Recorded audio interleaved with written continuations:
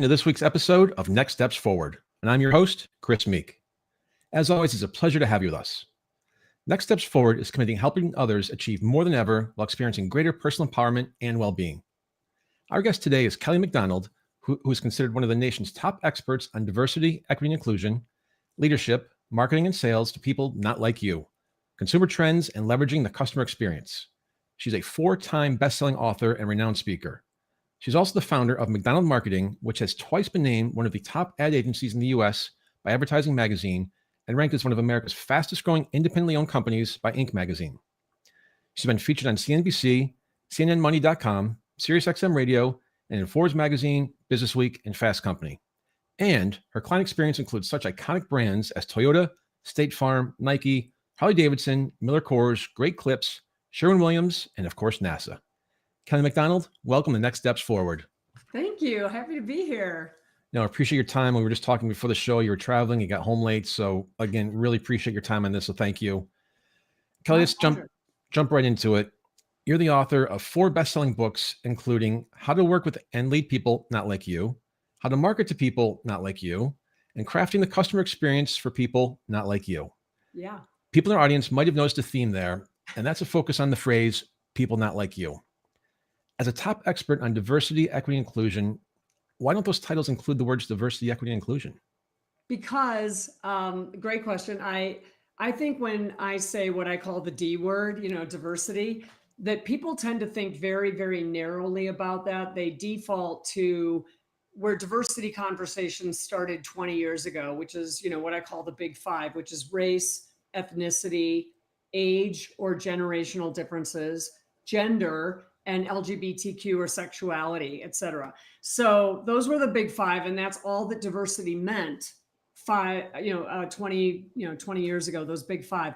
And my definition of diversity is any way that you can be different from me. And so, especially in business, if you're an introvert and I'm an extrovert, if you are in a rural community and I live in a loft in Manhattan, if you are an engineer and I'm a graphic designer, our brains are going to be, working very, very differently in the way that we have conceptual ideas and things like that. So everything can be different. That has nothing to do with what I call the envelope. The envelope is like what we see, right? Like I can see your age, I can see your gender, I can see, I can see your race, et cetera, or ethnicity.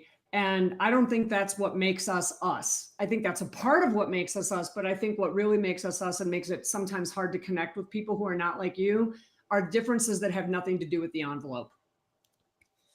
So you mentioned the D word. Yeah. Is it true that your presentations have actually avoided the D word, which is diversity, for 22 years? Yes. I will sometimes just say the reason I don't talk about it using the D word, diversity, is that people think too narrowly. And what I want to do especially when I'm talking to audiences on stage, is I want them to think about all the ways that all the people that they work with, and especially maybe where the friction points are. And it's usually with somebody who's not like them, but in a way that is not part of that big 5. It might be like, wow, this person is just, this person is really stubborn and I'm not stubborn, I'm flexible, that kind of thing. And it's like, those are the friction points that end up happening to us at work and in our real lives. And maybe they have to do with the envelope, maybe they don't, but I just wanted to, broaden people. So I really don't use that word very much at all.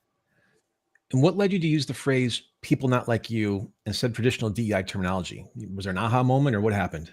Yeah, actually it was. I was speaking when I first started my speaking career about the importance of marketing to the emerging Hispanic market. Again, this is 22 years ago. And so this was all new, and the census had just come out and now we could quantify how big the Hispanic market was. And, everybody wanted to, reach this lucrative consumer group. So I was doing a lot of presentations on how to market to US Hispanics. And I did a very effective presentation for a client one time, and she pulled me aside afterwards and she said, that was great. And we would like to have you back and have you do something again but we don't just value the Hispanic consumer. We value the, women consumers, Black consumers, Asian consumers. Do you have something broader than that? And of course, when you're self-employed and someone wants to give you money, the answer to every question is yes. And so I said, well, yes, of course I have something like that. And I didn't, but I had a year to do it. And so I created this presentation that was like all about tapping into new markets that might be different from what your core market is or whatever. And I went to, absolutely everything, millennials and, Gen Z and this and that. And then I was like, what do I call this sucker? Like, I can't say like how to market to Hispanics and Blacks and women and millennials, And so I just came up with people not like you. And they loved it. They loved it. I mean, it's kind of catchy. I never intended it for it to be catchy. It was just trying to think of a way to like encapsulate it all. And that's how I came up with that. And then it kind of took off. That's amazing. It's your brand now. Yeah, it is. And there are some real, for lack of a gentler term, thought police out there when it comes to DEI. Have you faced any pushback for not using the preferred DEI terminology? And if so, how'd you respond? No, I have. That's an awesome question. And I have never received pushback for that because the audiences that I've spoken to, and some of them are in fact diversity conferences, they're conferences about DEI. And what they like about my material is I do think broadly. And I think people who are in that DEI space, whether they are HR executives, people and culture executives, other professionals like me who are experts in this area, is the true definition of diversity is somebody who's not like you, not just those, 5 pillars that I ticked off. And so they embrace it fully. I have never gotten any blowback from somebody who goes, I can't believe you're not using diversity and equity and inclusion. I'm all about it. And that comes through in my presentations. And in fact, those audiences actually come up to me afterwards and they're like, I love the way you framed that up. That is so powerful. And it's broader.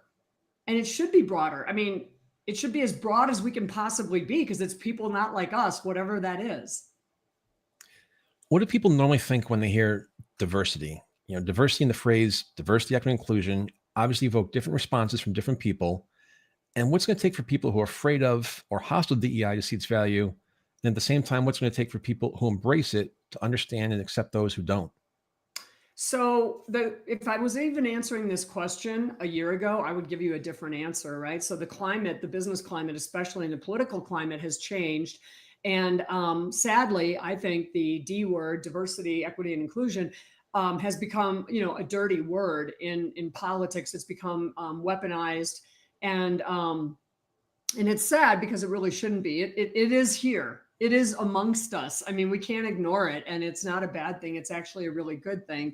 But so all the more reason that I'm actually just talking about people not like you, because I don't want to alienate a potential person in the audience who's got a mindset that DEI is woke or bad or something like that. The reality is every one of us is working with people not like us every single day. And that doesn't make an organization a bad organization or anything. And in fact, it's been proven. There's in fact never been a study that has disproved the value of a diverse team. And when I say a diverse team, I'm talking about diversity of perspective and experience, not again, just color of skin, gender, age, etc. And so it's pretty hard to argue with the facts of the value of DEI. It's just that these days it's been the phrase has been hijacked and often means something, woke or, super liberal. And it's really not. It's something that organizations of all sizes and all different types that are either left-leaning, right-leaning, or straight down the center, everybody is trying to hire and grow their teams with different perspectives because they know the value of those different perspectives. If we surround ourselves with people who are just like us, then there's never anybody new at the table to say, what about this? Or I have this perspective. And so there's value in it. I think all the more reason to move away from DEI because some people have a very, very narrow mindset of that is also not correct. And I don't mean to be dismissive or insulting to anyone who thinks that way. It's just, that's not what DEI really is. What DEI really is about different perspectives. And one of the things that creates our different perspectives is who we are. And then one of the things that is a key part of who we are is that envelope and all the experiences that go with it. I will never know what it's like to be a man.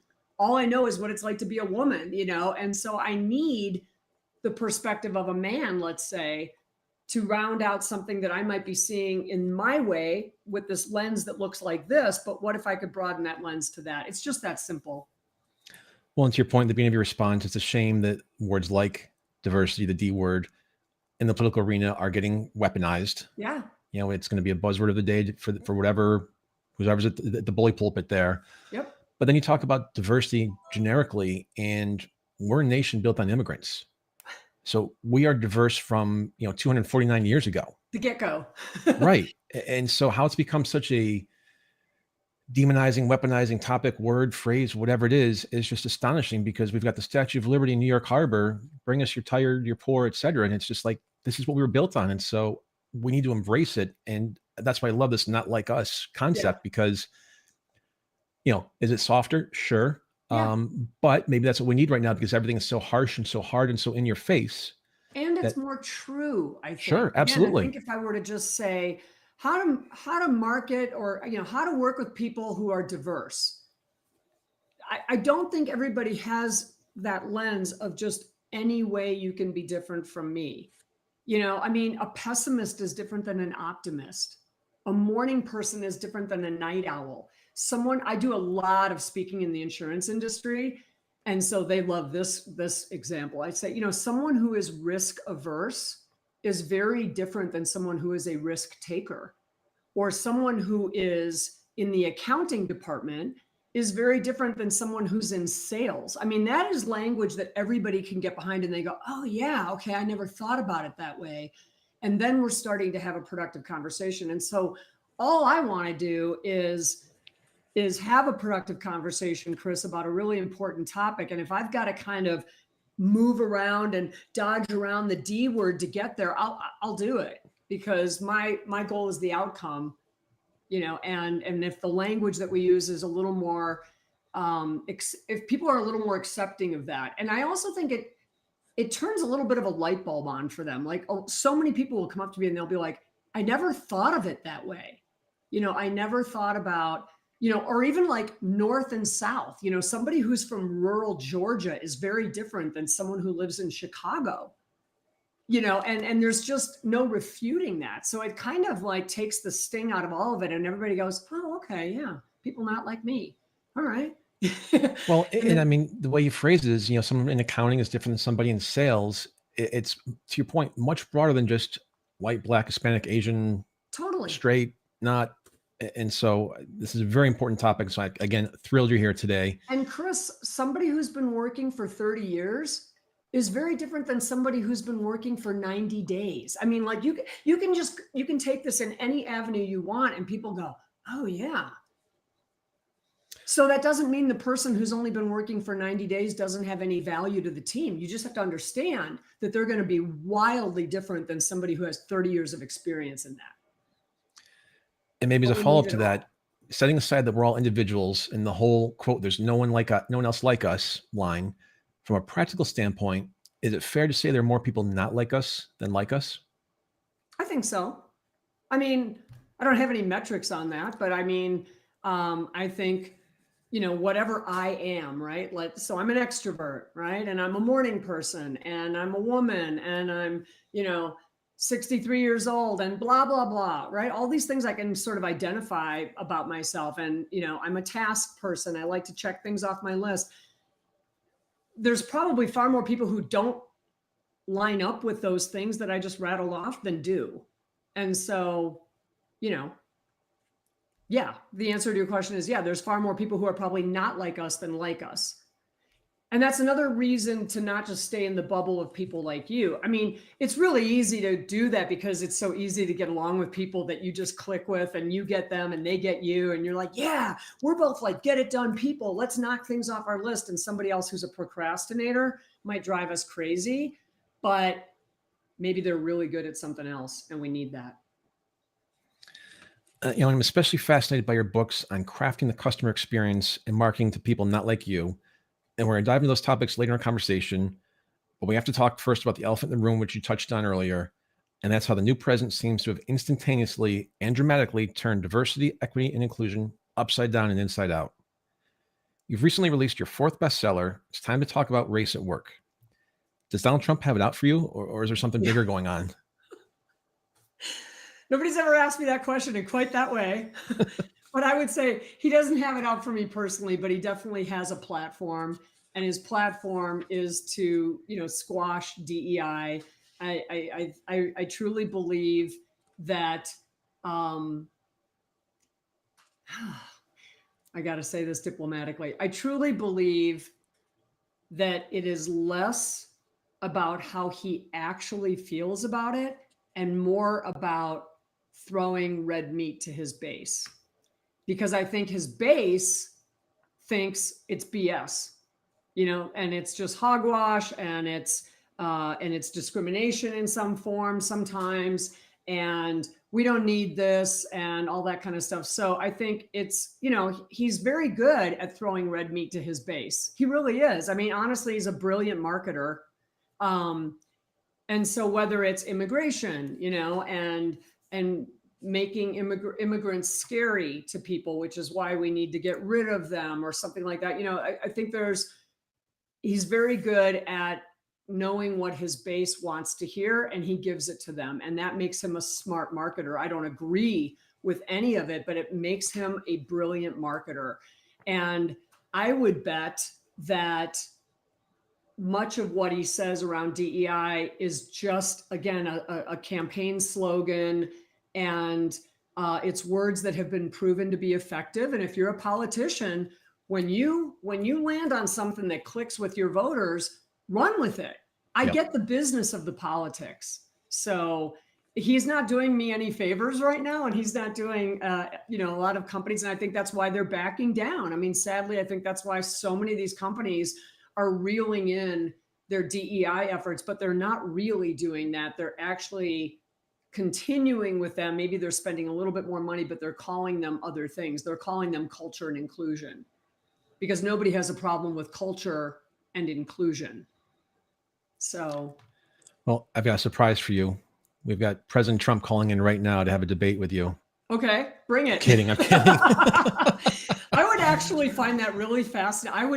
I would not shy away from that. I would be that like, I know. okay, that I know. Run a brush through my hair here. Our next show, we'll bring him in next time. Please do. Kelly, we're seeing a number of big companies, banks like Wells Fargo, retailers like Target, suspending or killing their DEI programs. Yeah. What's your message to the corporate giants you've worked with? And if someone owns a small or medium-sized business, what should they do now? Well, the first thing is, I don't think that any of the companies that I've read about, including the ones that you've just listed, have actually killed their DE&I programs. They have maybe reduced them. They've kind of, reined in some of the budgets and maybe some of the titles and things like that. But they're still pushing forward on culture and inclusion. What I think is really sad is that leaders in the industry like Target, who did, a really big push for Pride years ago, kind of setting the standard up here for, mega retailers to say, this is a holiday and this is something that, our customers want, and we need to celebrate this. I think it's really sad that they have caved to the political pressure that's out there. At the end of the day, Chris, it's all about the almighty dollar. And yet they haven't killed these initiatives. They are reframing them and being quieter about them. And I think it's number one to kind of like duck down under the fray. They're kind of in the foxhole, but they know the value of it. And no business is ever going to put money into something that loses money and loses money and loses money. So all these organizations that have had DEI efforts for the last 10 years, let's say, or more, they didn't do that because they want to hold hands and sing "We Are the World." They're doing it because it makes money and it makes good business sense. And, even from a talent draw, they get more talented people who come to work for their organizations. So dialing it back, I think, is sad because they're caving to outside pressure, but they are not eliminating it. I do wish that many of them stood firm in the case of this pressure, but it does show you where their heart is, and their heart is with their wallet. And that's business. And I don't like it, but I understand it. And I think they're making a mistake. And I think, if you, here's what it is. Okay.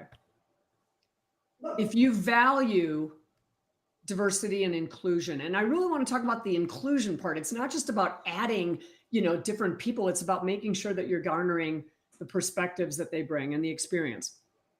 But if you value that, and if you valued that enough to put a stake in the ground before and say, we believe in this, then your values are not situational.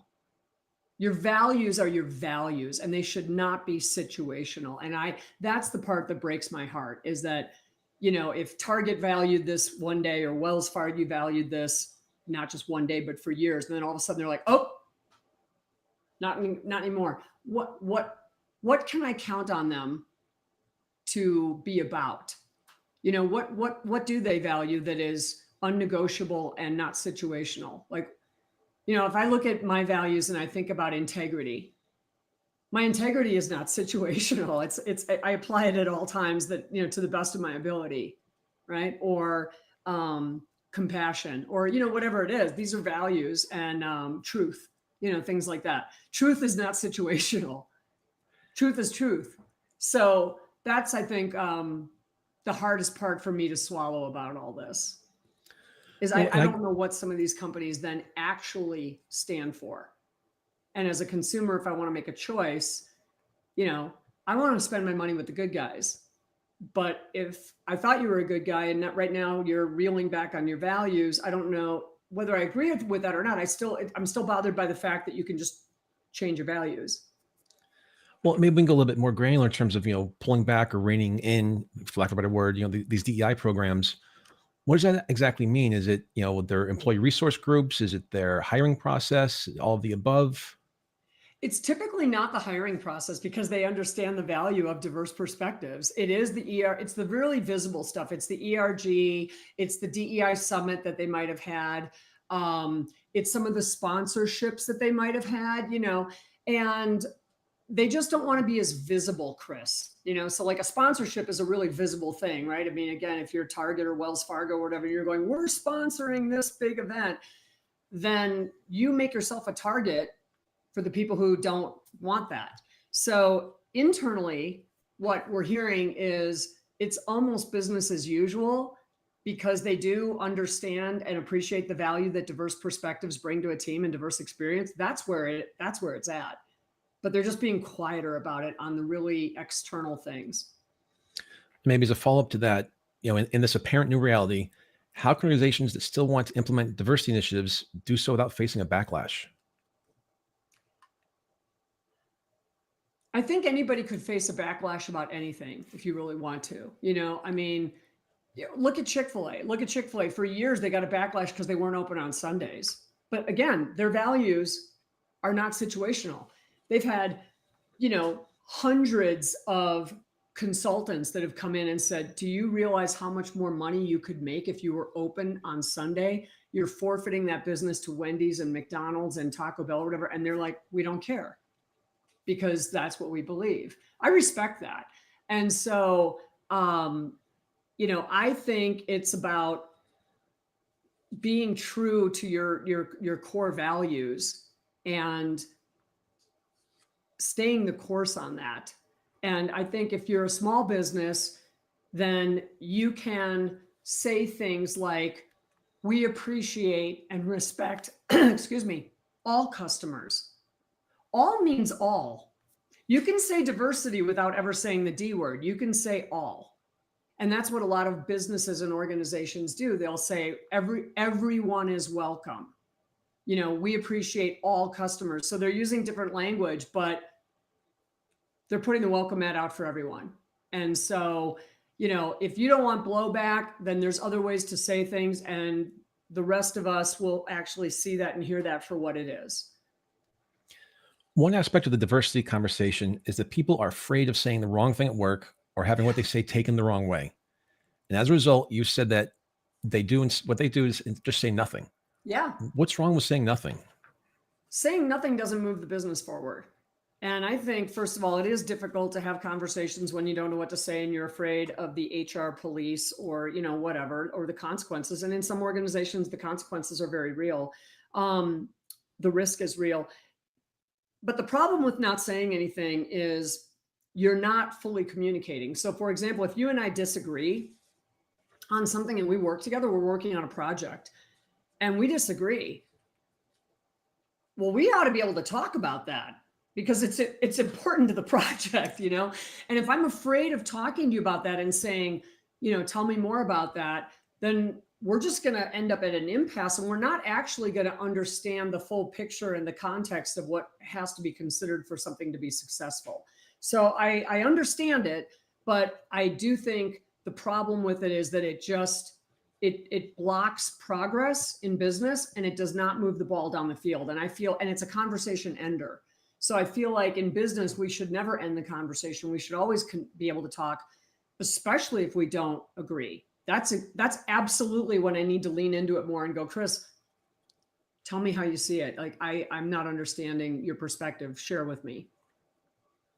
And there's nothing bad that can happen about that. I mean, it's just nobody ever died of a conversation about differences in views. It's like really important. And that's what good CEOs do. Good CEOs actually do a lot more listening than talking. And they work with their people, whether it's their top team or the rank and file or all employees, whatever, and have town halls and stuff. And they do a lot of listening because they're like, tell me what I need to know. Tell me what I need to hear. They solicit it.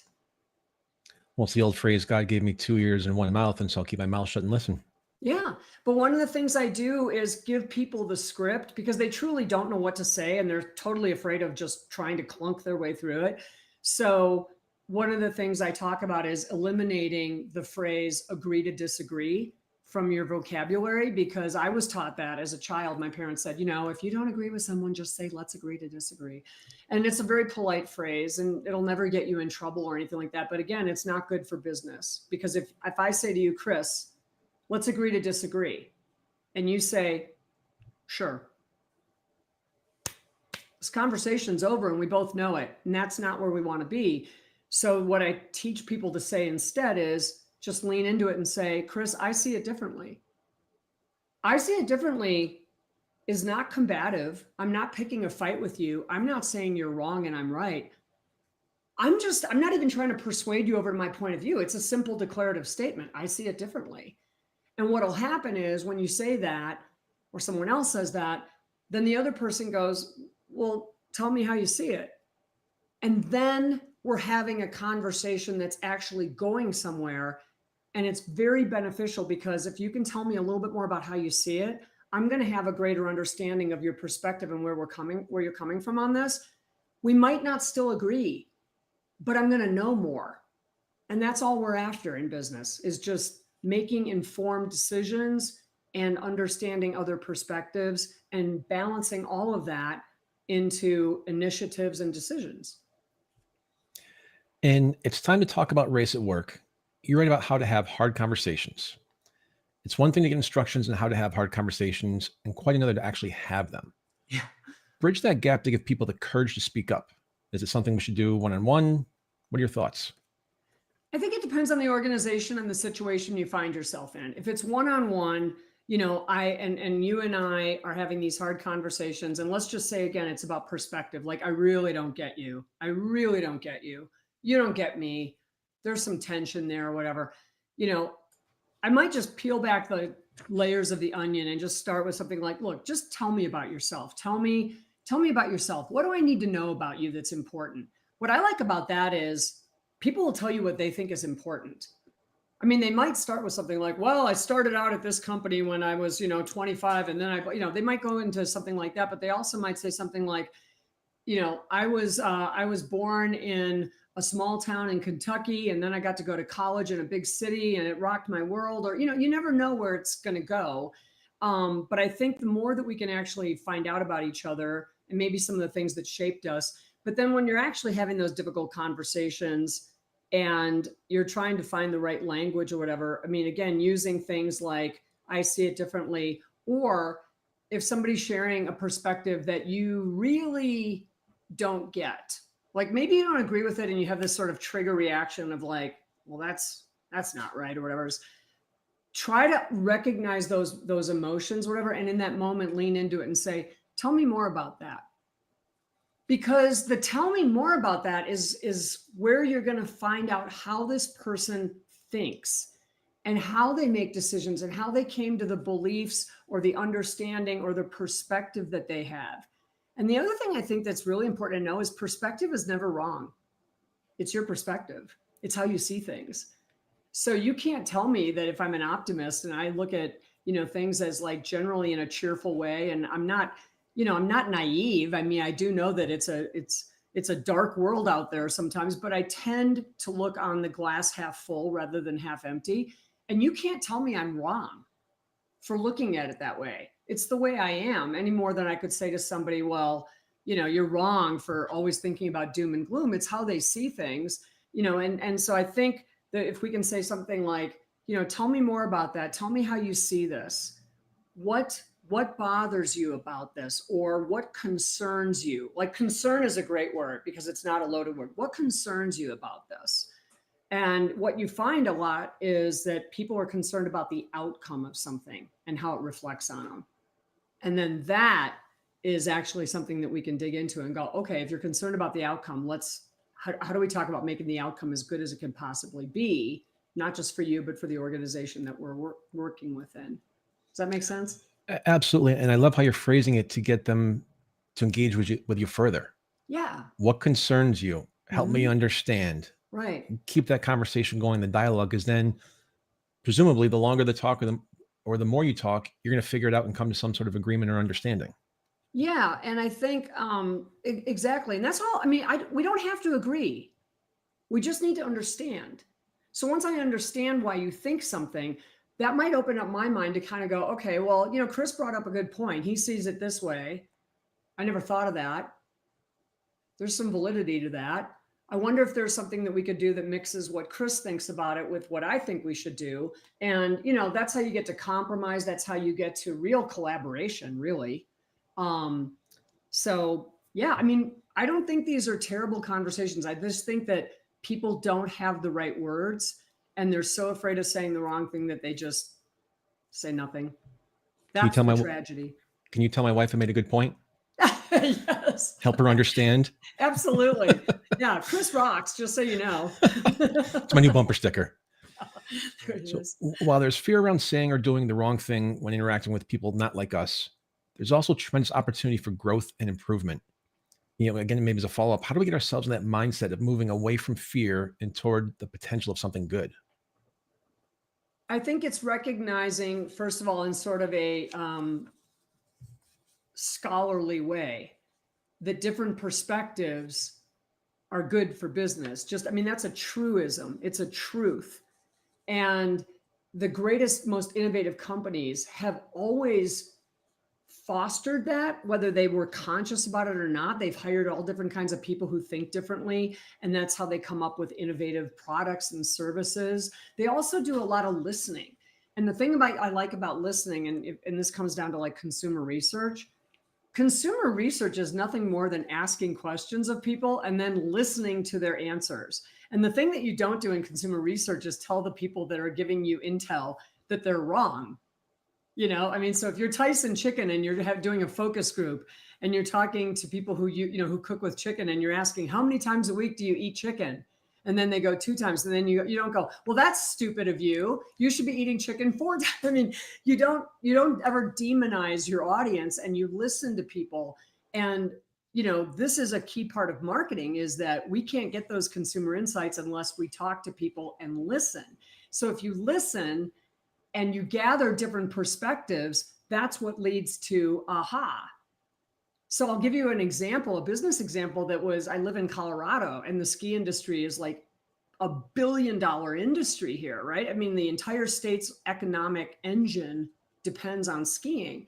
Well, years ago, the ski industry was seeing a decline in skiers. for two reasons.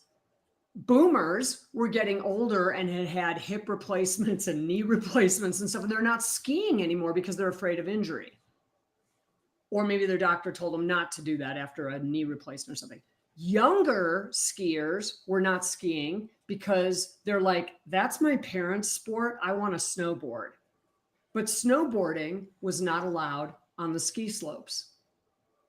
So the boarders had to go into the back country to snowboard. So the slopes were getting skinnier and skinnier and skinnier with the number of skiers, obviously, financially hitting and hurting the industry. Well, the only way they even found out about this was because they actually started talking to young people. There's not much you can do to persuade older people to risk another injury. So they kind of went, okay, we have to replace these skiers with younger skiers. And they started talking to them and going, how come you don't ski? And they were going, well, because I board and I'm not allowed to do that on your ski slopes. And then they also found out that the price was a huge deterrent. The ski lift tickets, the equipment, the this, the that. And so they went to work on this. That is an insight that they would never have if they hadn't just talked to, in focus groups, lots and lots of younger skiers and asked, what do you want? And so they started working with equipment manufacturers for less expensive rentals and doing passes that give you a big discount at the sporting goods store. So your ski pass gets you 25% off discount and stuff. And the whole community of skiing worked together and completely revitalized the ski industry because they listened to what younger skiers had to say and they adapted. That's insight you can't get anywhere else. You can't get that information if you're not talking to people.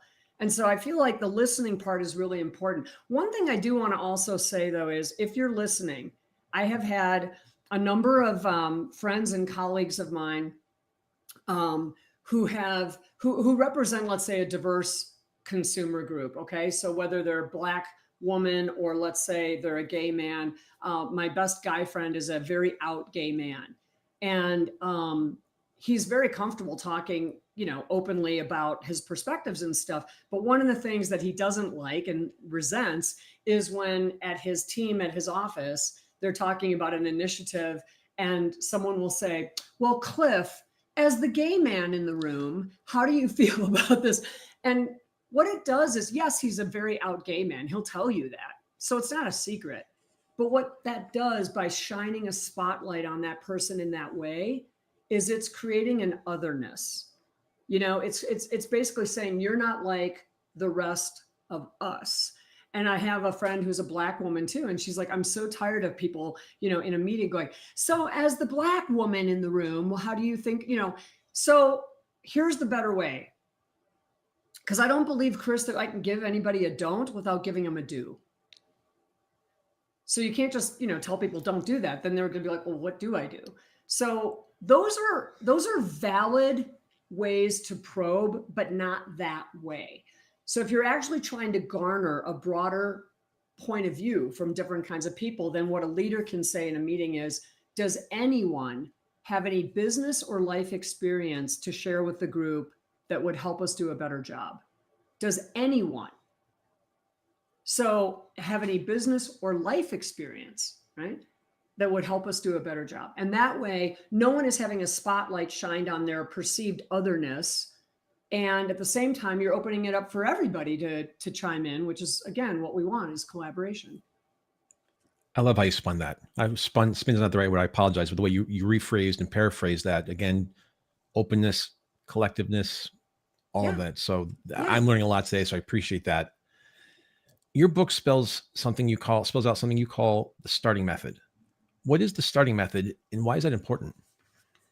I'm going to have to remember what starting stands for. I don't have it in front of me. The starting method is my method of how a leader who wants to do better and be better. And that's another phrase. Okay. That's another phrase that I really like to use because it's not political. It's not woke. It's not anything. If you're just starting with, do you want to do better and be better as an organization? The heads will not, right? So one of the ways to do that is to garner the input of your teams and your employees and their diverse perspectives. That's where the magic is at, and it's free. It doesn't cost anything to talk to people.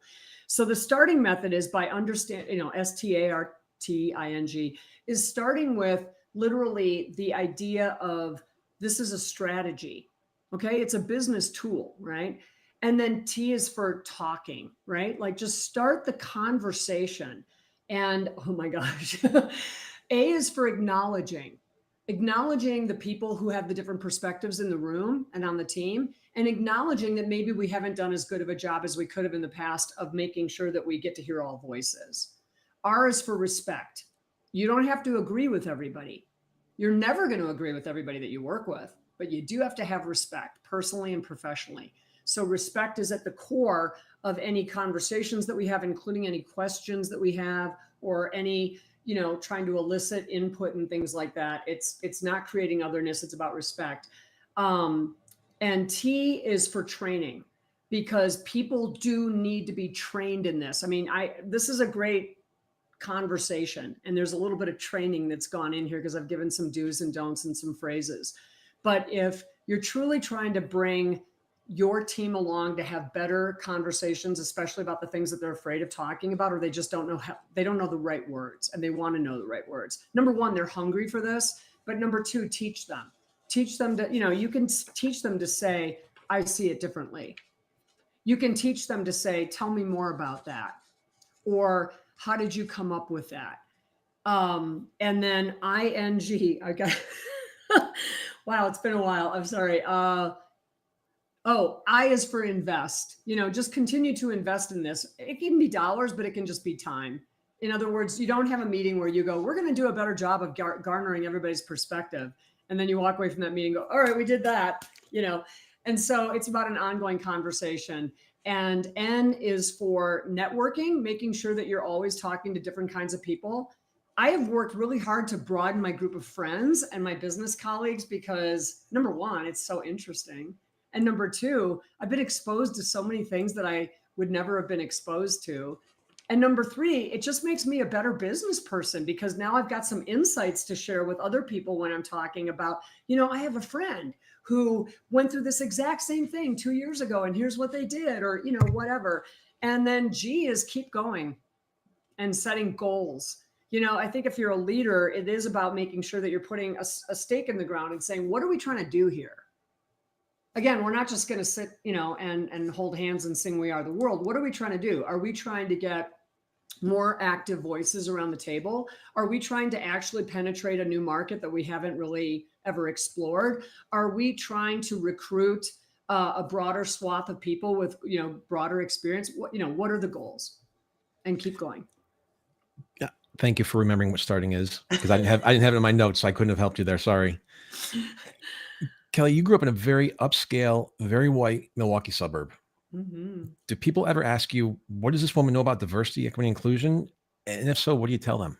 For sure. Obviously, again, I'm not what people think when they think that a diversity expert is going to show up on stage looking like me, and I get it.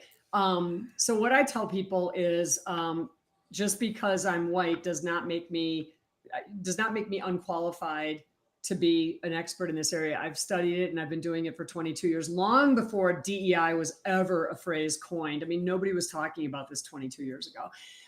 But also, just because you are a gay man, or just because you are a person of color, or just because you are disabled does not make you an expert on diversity either. What it does is it makes you an expert on your own perspective, and that's valid, but it doesn't make you an expert on the business of diversity, the discipline of diversity. So framing it as people not like you, I come back to my marketing training, because long before I was ever doing this, I was working for global ad agencies. And one of the things that we do in global ad agencies is try to figure out where the new customer is going to be found, right? You've got your core customers. You're not successful without them. But how much more successful could you be if you can get the people that you're not getting, but you could be? And usually that's rooted in research. And usually the research reveals some consumer insights that might be very specific to a certain group. For example, women read more customer reviews and testimonials online than men, far more. And they put a lot of stock in them. And they put real stock in what other women say. So if I'm reading a review and it says that the review was written by Jennifer B in Minneapolis, I'm going to look at that and go, you know what? She's telling me the truth, because we think our sisters don't ever lie to us, right? And so there's insights absolutely everywhere. And I come at it from the discipline of business, not from a personal experience of, I don't know what it's like to be a man. I don't know what it's like to be disabled. I'm not a person of color. I'm not, bisexual or gay. I mean, and so it's like, I don't know these things, and I will never pretend to know those things. But what I do know is the business of diversity and how to make business better with diverse teams and why it's important. And that's what I bring to the table. And it's funny, if I can tell one quick story. Do we have time? One quick Absolutely. story. Please. So a couple of years ago, I was asked to speak to the Chicago Association of Realtors, and it was their very first diversity conference. Okay. So probably 200 people there, really nice size conference, not too big, not too small, Goldilocks.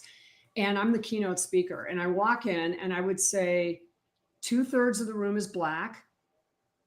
Another quarter of the room is gay. And the remaining percentage, don't make me do this geometry wise, is, women or, other people of other, colors, et cetera, or whatever. And I'm like the white woman, who's going to get up there and talk about this. And so I thought, okay, I have to overcome the objection that they're too polite to say, but they're going to be thinking, which is when I take the stage. And so I started with, I know I'm not what you expect when you think of someone who's going to come and talk to you about diversity. So I named the elephant in the room before they could, right? And so I was like, I know I'm not what you expect when you think about this. And I said, but I am an expert in this, and I've written 4 books on this, and my works are widely published and featured. And if you truly believe in diversity, equity, and inclusion, then you have to include people like me. And all of them were like, and so this woman came up to me afterwards, and she said, when your foot hit the stage, I tuned out. She said, I tuned out. I thought, what is this white woman going to tell me about diversity? And she said, and then you started talking, and I tuned back in. And I came at it again from not some standpoint of, I know these things personally or have experienced these things, but from this scholastic, academic, business side of it, which was a different perspective than what most people get at a diversity conference. And it went really, really, really well. And I thought, this is diversity, is you're getting a different perspective. But, it's just, I know I'm not what people expect, but I'll be honest with you, Chris, too. 95% of the audiences that I speak to are majority white. And I think one of the things that works for me in this space is that I look like they do.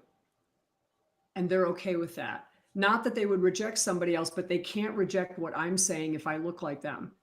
If somebody is up there who's Asian or Black or brown or disabled or gay or whatever, they're going to go, well, of course you're going to say that you're the gay guy, or of course you're going to say that you're brown, or, you're Asian or whatever it is. Of course you're going to say that, or of course you're going to say that you're disabled. But if I'm up there and I'm none of those things, and I'm like, look, this is a business opportunity. And there's data that shows that this is important and it works. And you're probably already doing some of it or whatever. They can't dismiss me. So how'd you go from working? Envelope. How'd you go from working for global ad agencies to being a DEI expert? I was really burned out. So there's a joke in the advertising industry that says it's a 20-year business. You get in your 20s and you get out in your 40s because you're just fried. And I found that to be the case. I was really, really tired and fried.